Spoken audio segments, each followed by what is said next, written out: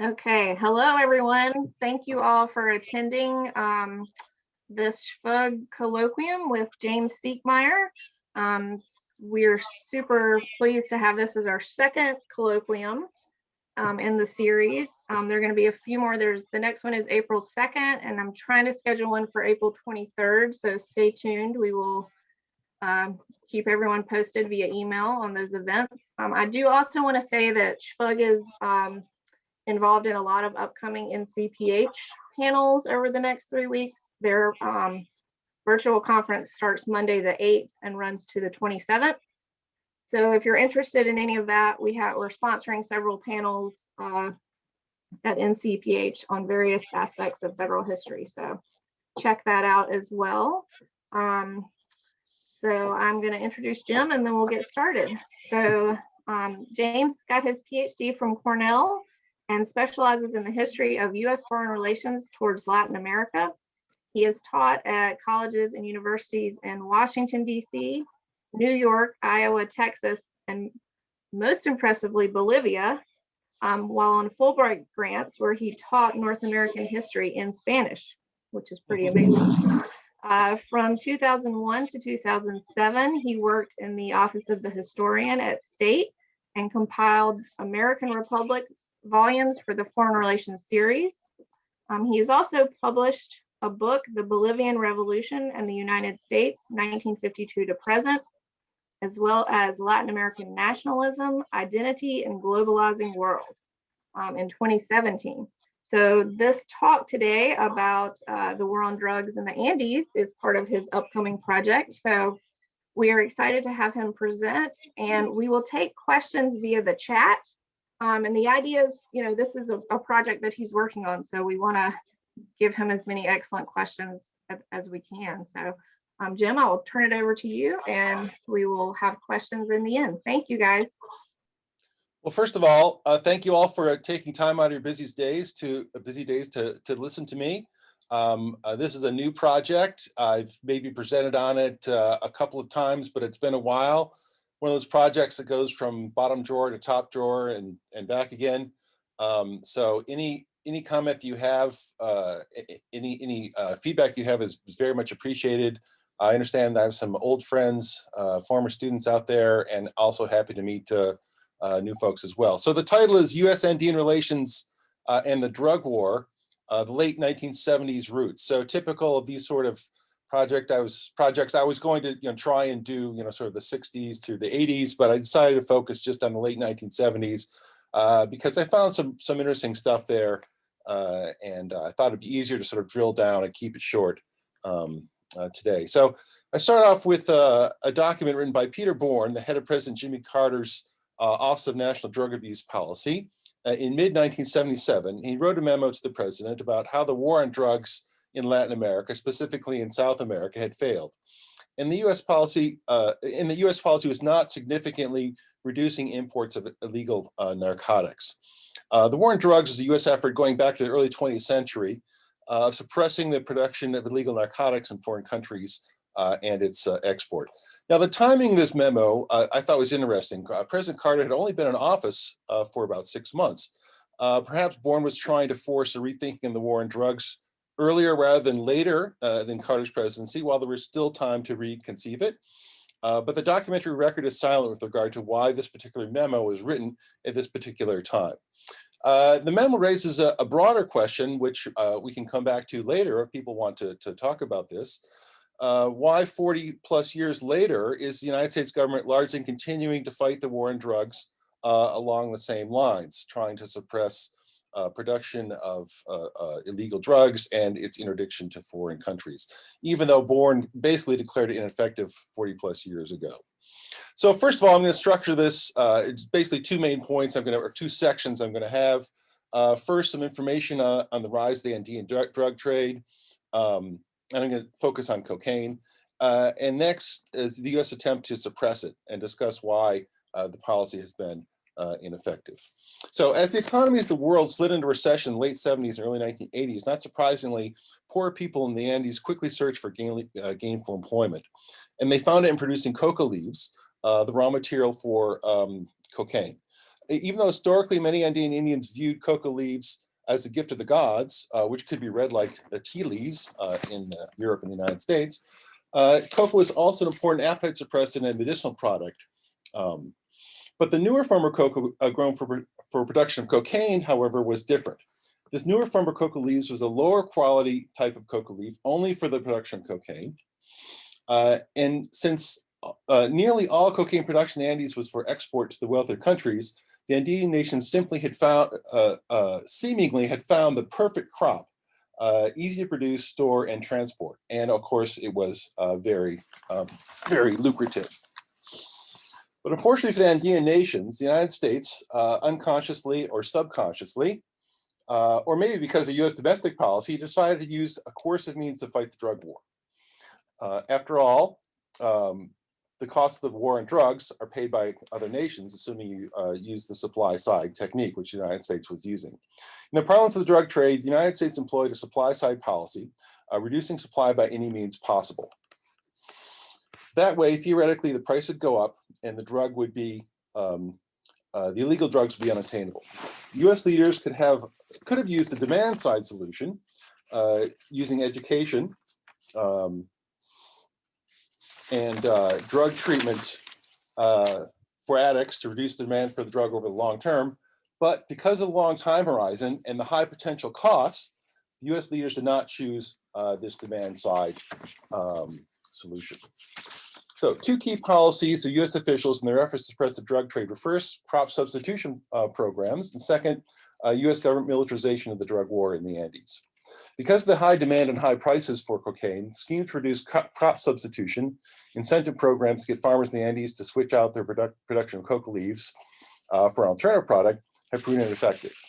Thus, the only solution left, the Andean militaries with US support would burn coca crops and otherwise suppress the production of coca leaves and use force to prevent cocaine from being produced and exported. With regard to US military assistance and training of the Andean police and military officials, not only did it prove controversial in the Andes by empowering the militaries, such efforts could in the long run threaten human rights and democracy. So the policy proved quite controversial overseas. Now, interestingly, US officials, even in the late 1970s, proved remarkably prescient with regard to the future problems of the war on drugs. During the Carter administration, US officials noted that the drug trade was successfully, that if the drug trade was successfully suppressed in the late 1970s, it would not at that time significantly damage the economies of the Andean nations.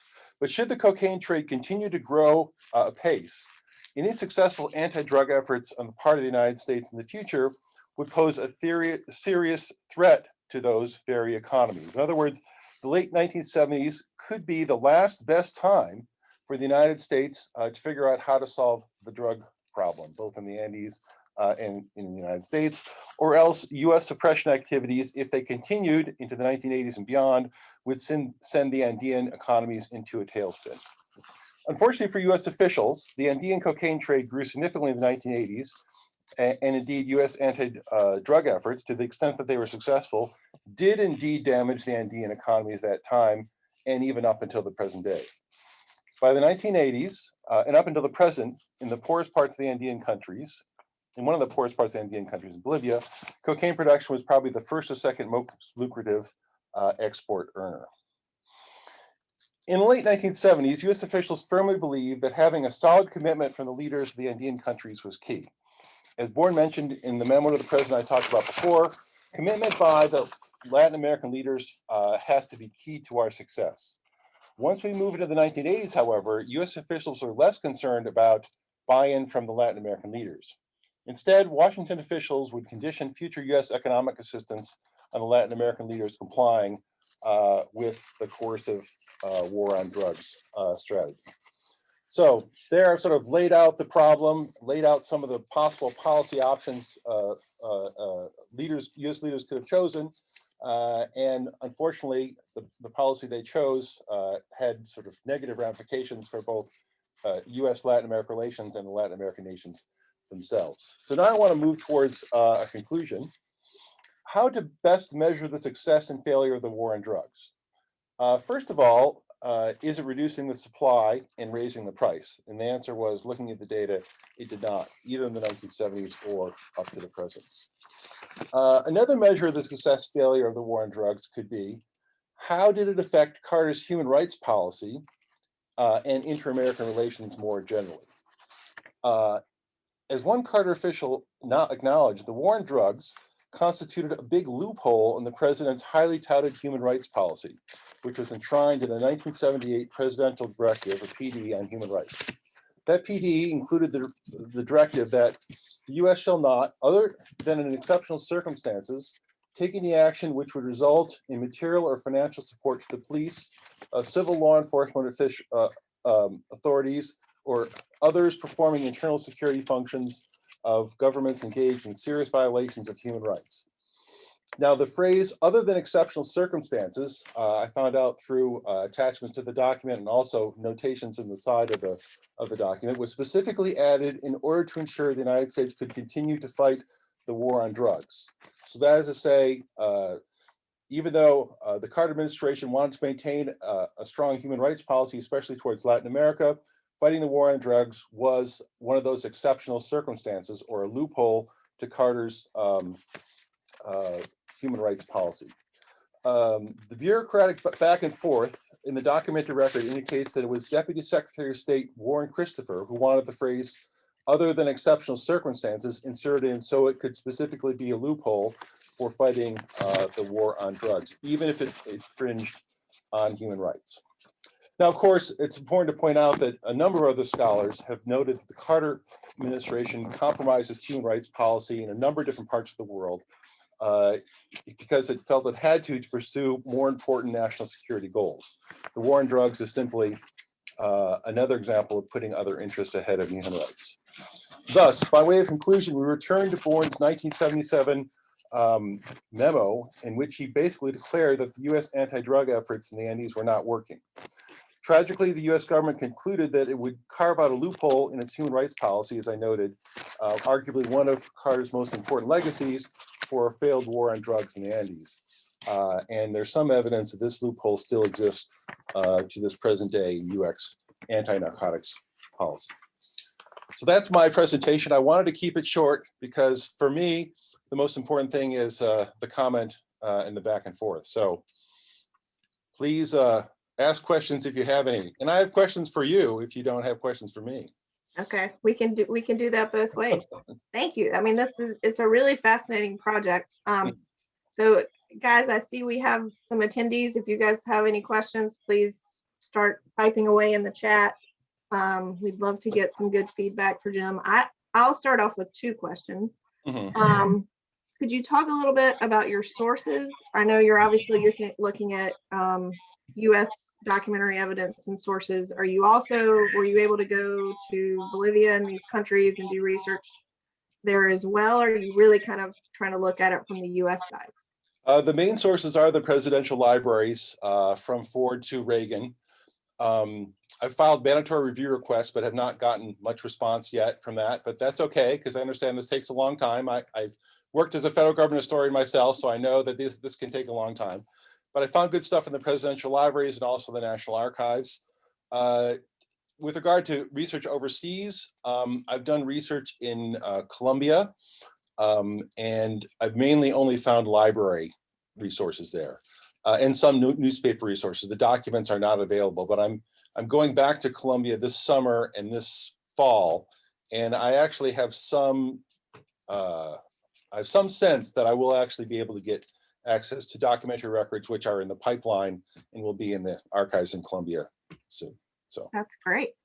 Okay, we're getting some chat questions. Okay. So Kristen, this is Kristen Alberg, is of course going to ask us a PL 480 question, right? Because it's Kristen. Jim, in terms of linking foreign assistance to the war on drugs, did you find that Carter or Reagan officials helped up certain aid programs like PL 480? Actually, no. What I found is the war on drugs is prioritized pretty high. Well, wait, I should take that back. Because the war on drugs is prioritized pretty high, one would think that they would condition aid on it, but I haven't found evidence of that. I think that's a really good question. But the types of aid that I found conditioned on the war on drugs have been trade deals or tariffs, not so much aid itself. In the case of Bolivia, there's some evidence that I found that overall aid levels are conditioned on whether the country is making progress in fighting the drug war, but not specifically PL480. But I will definitely be looking for that because that's an important aid program, which I have studied myself, in fact. Yeah, yeah. All right. Our next question is from Sarah Barrett. Hi, Jim. Have you found any moments when that decision made to focus on supply side, quote unquote, solutions could have gone differently? No, and that's a great question. I could spend actually an entire paper writing on that exact question. So thank you for that. I'm still trying to figure out really how the decision was made for the supply side solution. And I should be honest with regard to the recent Fruce volume on not the war on drugs one is not out, but there's one on Carter. I have not had time to go through that as carefully as I would like. But it seems like the supply side solution is deeply embedded in American history, going back to the early 20th century when the FBI was much more prominent in running U.S.-Latin America or influencing U.S.-Latin American relations than it was after World War II. So I haven't really found any evidence where authorities are doing or officials are doing sort of a soul searching, like this policy isn't working, we really need to come up with another one. The odd thing about the war on drugs, which is one reason why I like this project, because maybe I like intractable problems, but there's lots of evidence at all levels of the bureaucracy of officials not only questioning the supply side solution, but also criticizing it, saying it's not working, it's a waste of money. And we really have to come up with something else. But then they don't take that next step. The only thing they say is we need to work more carefully and more closely with our partners in Latin America. But that isn't really a response to the soul searching question about we need to come up with a whole new policy. They say we need to come up with a whole new policy, and they say we need to work more carefully with people in Latin America and prevent corruption in Latin America. They talk about that as well. So yeah, I'm still trying to sort that question out with regard to why the supply side solution was chosen. I think it was domestic politics is why it was chosen, but why the soul searching is proved to be so ineffectual and just non-effective. There's a lot of it, and it comes to naught every single time. And that's a dynamic I'm trying to sort out. So thank you for that. Yeah, and that, I mean, these are often the hard things to figure out in the documents too. So right. Right. Yeah. Okay, I think this question is from Alex Poster. Yeah, I see it here in the chat box. Yep. Did coca eradication programs have a measurable effect of reducing the amount of cocaine exports to the United States? The assumption is that the two variables were connected, but was that actually the case? Right, yeah. And again, that's a very good question, and I don't have direct evidence that they were connected. In the 1970s, at least, and through the 80s, and even the early 90s, it seemed like US efforts did not produce any reduction in the amount of coca coming into the country, nor did they increase the price. Now, when you get to the early 2000s, and this is beyond the scope of my research, but I've done some reading on it and presented on it, because of Plan Colombia, it looks like there was some reduction in the early 2000s. And I shouldn't say because of Plan Colombia. It's happening at the same time as Plan Colombia. Plan Colombia was a huge program and efforts to work between and U.S. efforts to work with their Colombian counterparts were quite successful based on what I read. So that there was some, you could say the supply side solution might have borne some fruit or was somewhat successful in the early 2000s in Colombia specifically, but I've not found any other connection between U.S. anti-drug efforts and lowering the supply coming into the United States. So thank you for that. Yeah. Yeah, and that, I mean, these are often the hard things to figure out in the documents too. So the country? But that's also an excellent question, and I really do need to connect the dots and run the numbers again to see what connection there is, if any, between the US anti-drug efforts and the price and the amount of cocaine. Yeah. Thanks, Alex. Okay, this question is from Tristan. Mhm. Is there a clear indication wanting to actually end and or win the war on drugs? I'm speaking more thinking about really the Nixon administration wanting to use the war on Right. drugs as a measure of control over people. Right, right. And that's also something which I find fascinating. And I've done a little bit of reading on this. And there's even some research which I've just begun to dug into with regard to anti-poverty programs, the war on poverty and the war on drugs, and social control in both of those endeavors. And one historian I know, Stephanie Hinton or Hilton at Harvard, has tried to make some connections there. That is something which is on my reading list to do very soon, because I think that's really interesting. But when it comes to winning the war on drugs, I would say that there really is no metrics that I have found, no specific metrics. It's basically, if you can reduce the amount of drugs coming in the country, if you can lower the number of addicts, then you're winning the war on drugs. Now, once you get to the 1990s, when Clinton comes up with a certification program, there is a metric in which the amount of drugs exported or produced have to be lowered by a certain amount, or your economic assistance could be threatened. And rarely was it actually threatened. Usually it was just a threat that wasn't followed through on. So in that sense, in a macro sense, once you get to the 1990s, there is that measure of, are we winning the war, and are our partners sort of fulfilling their role or desire or promise to win the war as well. That's measurable. Before that time, I don't really see any specific metrics or anyone who's trying to measure whether we're winning the war on drugs. So that's a very good point. I'm going to ask a related follow-up question, because I know a little about this, but not that much. But I'm curious, since you brought up the Nixon administration. Yeah.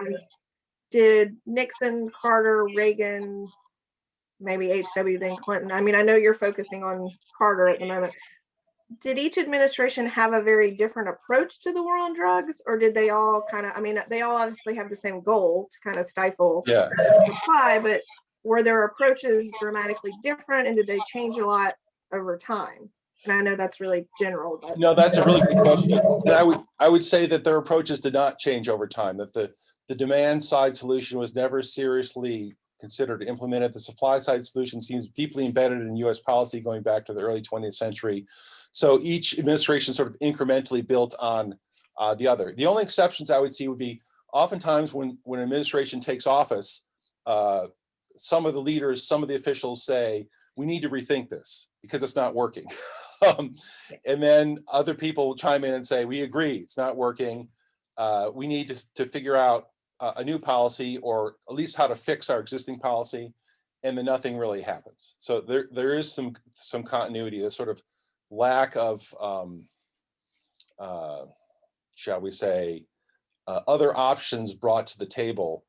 I don't know if you've ever seen a movie called Traffic. It's a very good movie about the drug trade. And there's one scene where I think it's Michael Douglas, and it's basically about the failed war on drugs. And he's sitting in a room with his officials, and he says, we need to think outside the box. I want you to be as creative as possible. It won't affect your jobs. Let's come up with some new ways of fighting this war on drugs. And there's dead silence in the room. So I think that's sort of, I think the best answer I can make to your question. No, it seemed like there was a fair amount of continuity. I just was curious if there were any outliers. All right. Actually, there's another one in the chat from Alexander Poster. Can I? I was going to actually ask you to, first of all, explain this, and then you can talk about it. But Alex asked, did Bourne's own cocaine scandal effectively discredit his suggestions? So some of us probably don't know what Bourne's cocaine scandal was. So if you could first tell us what that was, and then. Actually, I don't know about that scandal. All I know is that Bourne was quite close to Carter, and at least before the scandal, his advice was taken to heart by Carter and top White House officials. So since I don't know about the scandal, I can't really say if it had any impact.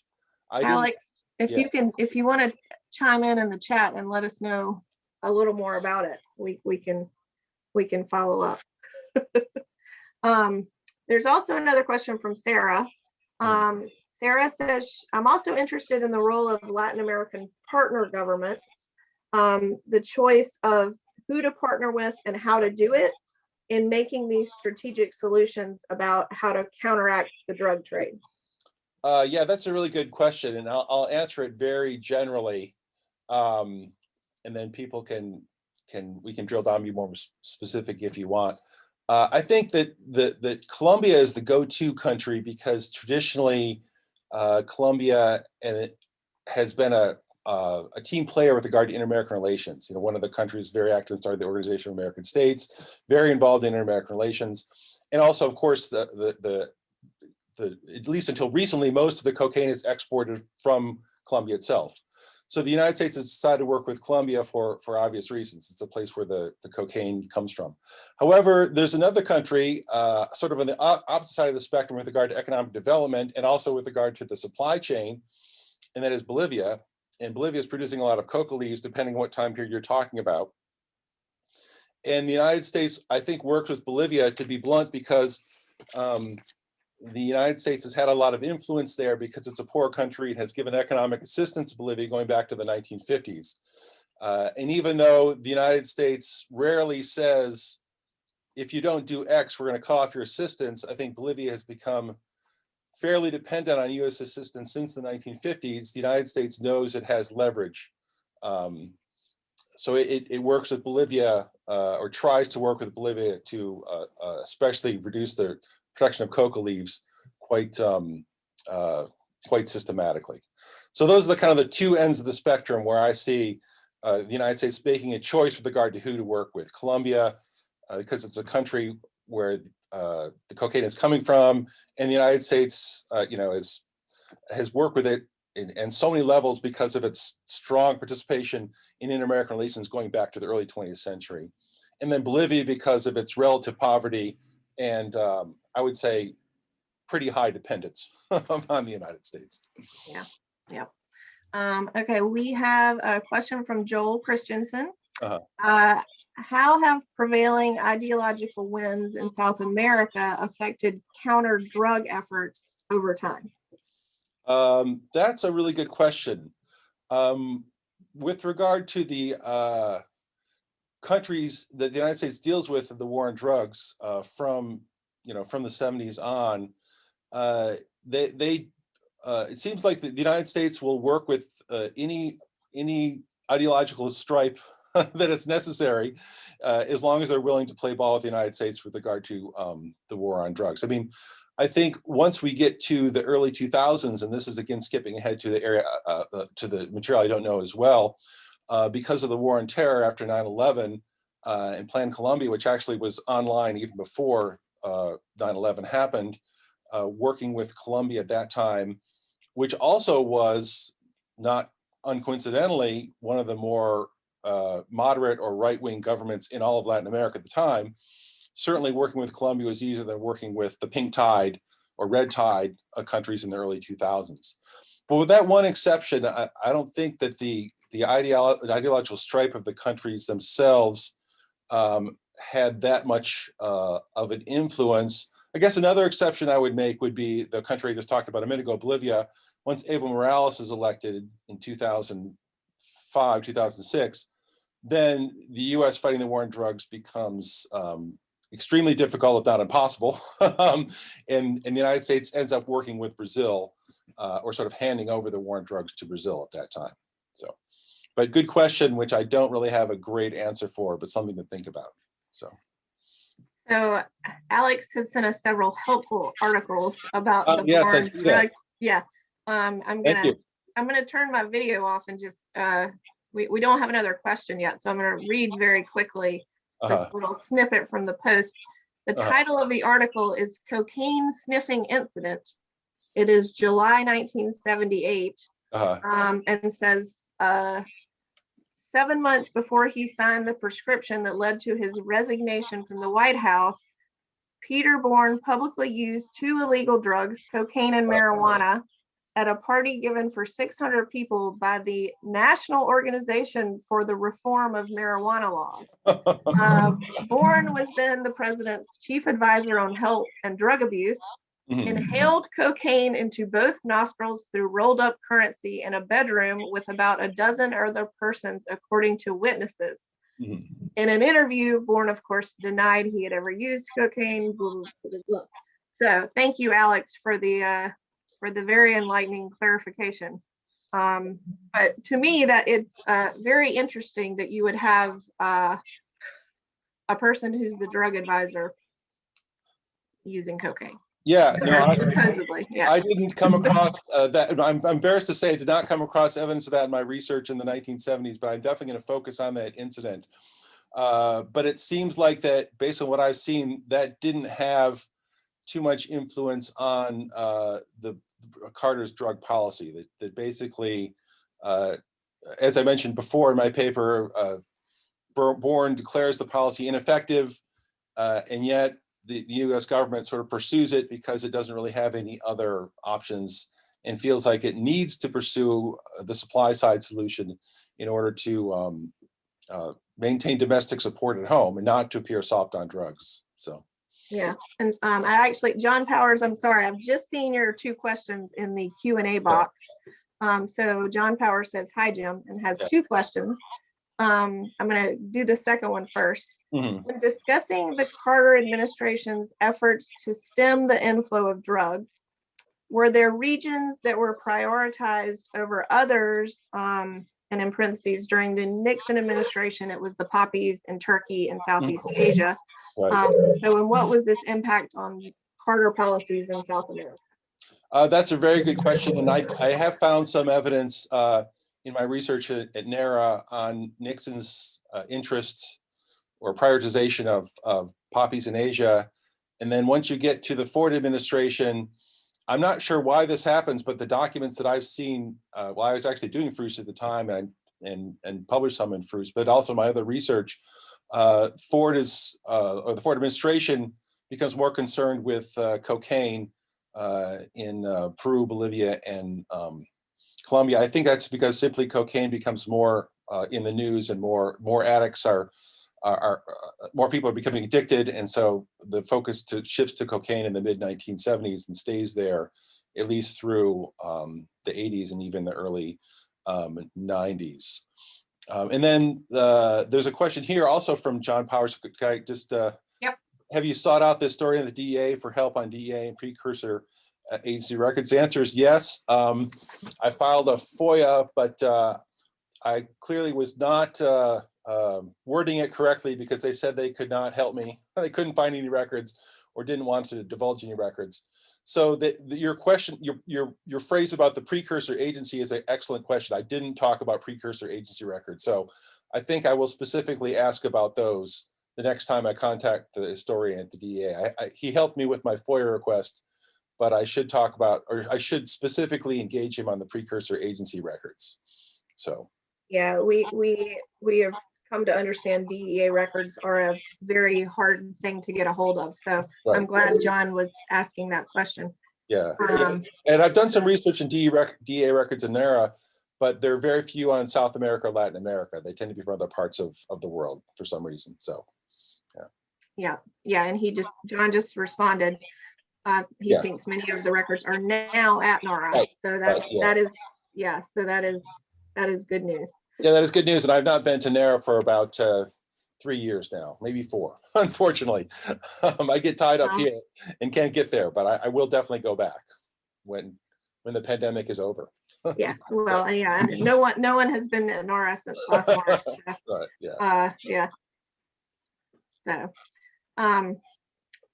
do we have any more chat questions? I have another broad stroke question since I'm coming at this from how much did the Cold War paradigm, relations with the Soviet, the U.S. trying to fight the Soviets in Latin America in these regions, did it play into this policy at all, or was it that well, we have to push this aside because fighting the war on drugs is more important than dealing with the so like what was the Right. balance of that? Right. Yeah. Well, I mean, I think like starting in the late 70s, which I find to be an interesting period, the United States is fighting the Cold War and the war on drugs. And I think they see them as sort of equally important. And then, even as the Cold War wanes, or then the Cold War wanes by the late 80s, and the United States, of course, prioritizes, the war on drugs. And then national security is redefined as preventing the number of drug addicts in the United States from increasing, or preventing the drug trade in the United States itself from ballooning. So the transition doesn't make from Cold War to post-Cold War, it doesn't make that much difference for the war on drugs, except there's more resources to really fight it. I mean, I think the Cold War, before 1988 in Latin America is fought with extreme zeal, and so is the war on drugs. Just that more resources are, once we get to George H.W. Bush, then he focuses like a laser beam just on the war on drugs because the Cold War is over. So, but that's an excellent question. And that's one reason why I got interested in this topic in the first place. I was interested in that Cold War to post-Cold War sort of conceptions of national security on the part of the United States towards Latin America. So. Yeah, and that in itself, as we all know, is an enormous topic. Right. Yes. Yeah. All right. We have not yet had any more questions. So does anyone else have any more insights for Jim? Any more feedback, ideas for the project? I want to say thank you all so much for these questions, because these are excellent. And they're questions that some of which I thought about before, but there's only so much you can do in a very short paper during people's lunch hours. Yeah. But some of the questions I'd not thought about before. So this will be extremely useful for me. Yeah. And any of you want to contact me individually, I probably should warn you, I'll be reaching out to you if I can find your emails for follow-ups. So we do. We have another question from Kathy Rasmussen. Can you talk about how U.S. cultural assumptions and or attitudes affected U.S. Latin American counter-narcotic relations? That's an excellent question. And when it comes to cultural attitudes, I guess I'll make a broad generalization, and people can attack me for this. Is that I think the United States assumes when it's fighting the war on drugs in Latin America that it will be able to get what it wants from the Latin Americans, because they will be malleable if we apply enough force in the right way. So I think there's an assumption that the Latin Americans are not going to resist the United States that much with regard to U.S. infringements on human rights, and if they do, we'll just apply more force to them, and they will back down. That I think the United States, the cultural assumption is that the United States is in the driver's seat.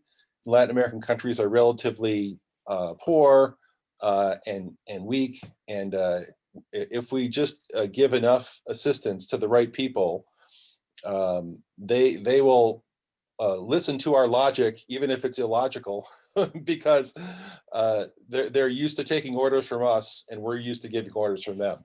So that's a very good point, because that's something in the background that I think I need to consider. I mean, I think that's a really interesting point. But yeah, I think there's an assumption that, I guess it goes back to the sort of the sphere of influence. Latin America's in the U.S. sphere of influence. Ultimately, we're going to be in the driver's seat. So that's a cultural assumption that's infused U.S. policy, I'd say, during this time. So, so thank you. We have another question. Jim, great topic. The Carter administration marked the high point of accommodation of recreational drug use, in parentheses, until the last decade. There is a sizable literature on the supply side global prohibition regime. One aspect that has been neglected, I think, is the role of U.S. corporations in the control program, herbicide, air contracts, security training, etc. The numbers explode with the Plan Colombia and the Meridia initiative. Right. I suspect documentation of these programs wouldn't be heavily classified. That's an excellent question, and I have not considered the role of U.S. corporations in the control programs. To the extent that U.S. policy is privatized, starting in the 80s and 90s and beyond, that's going to be a really important part of my project. I'm going to end my project in the 90s, so I'm not sure how much I'm going to get to the 21st century in this particular project, but that's a really important question. I think it has been neglected. And I've seen references to U.S. corporations in the control programs, but I haven't really followed them up. So that's something to be done. And Sarah, I think I have half of a question from Sarah. If I'm missing the other half, Sarah, you can retype it in.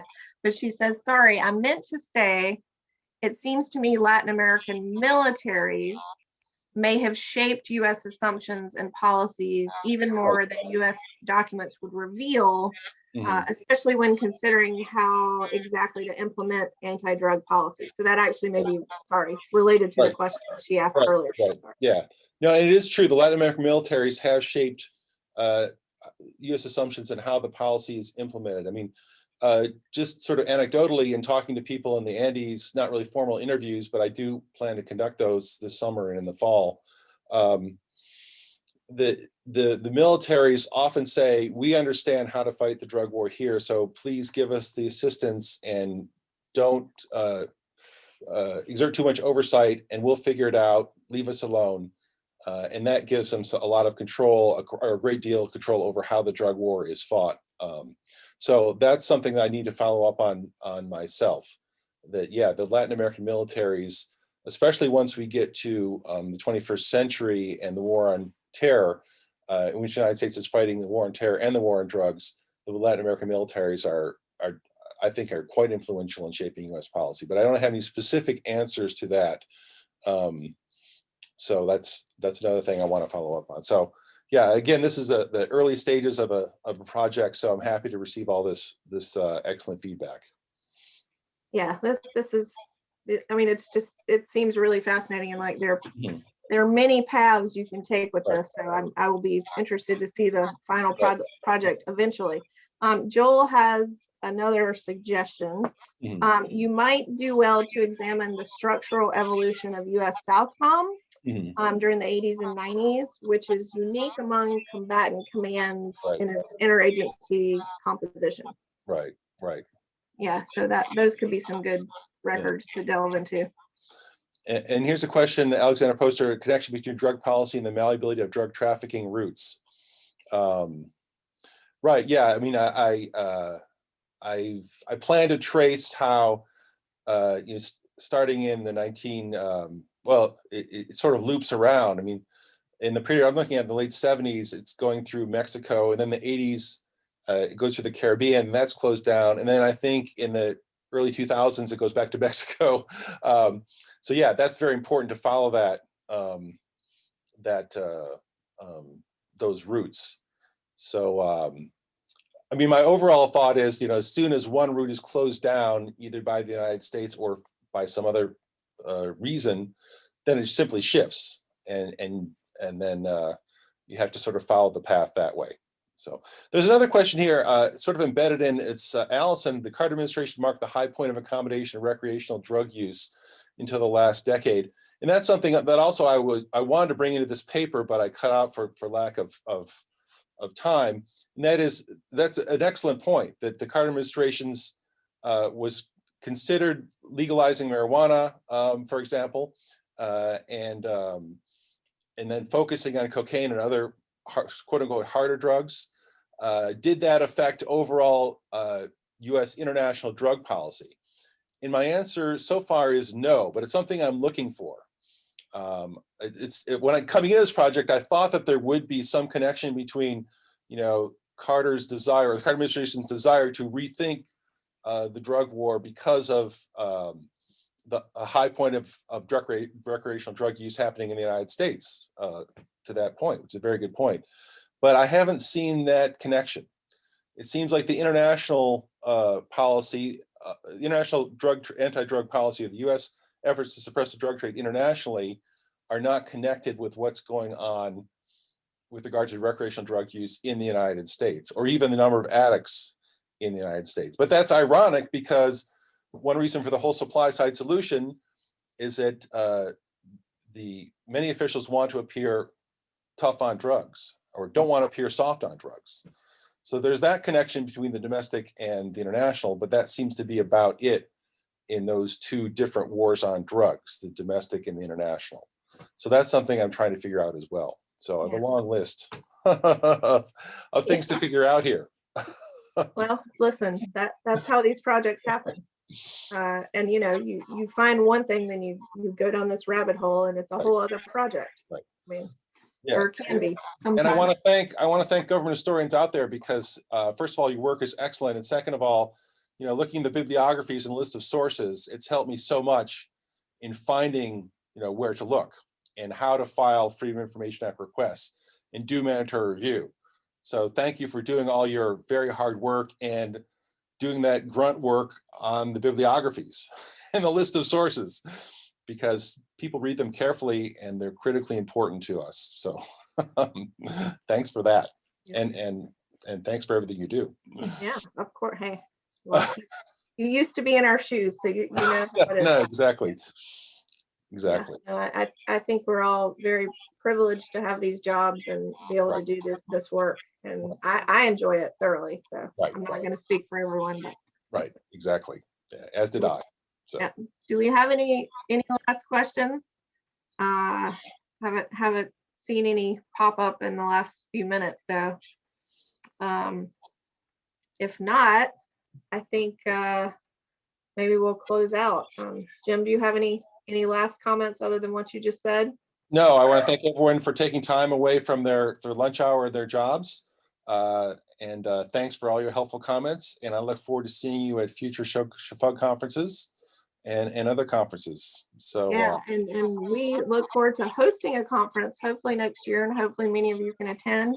Right. If any of you have other comments or thoughts for Jim and you want to email the SHFUG email, I can send them on and put you in touch. And you're getting some thank yous in the chat from Kathy. And I want to thank you for taking part in the SHFUG colloquium. We're trying to kick this off. Hopefully we can keep it going. So this was great. Yes, I really enjoyed it. Yeah, thank you all. I look forward to future comments or questions if you have them. So.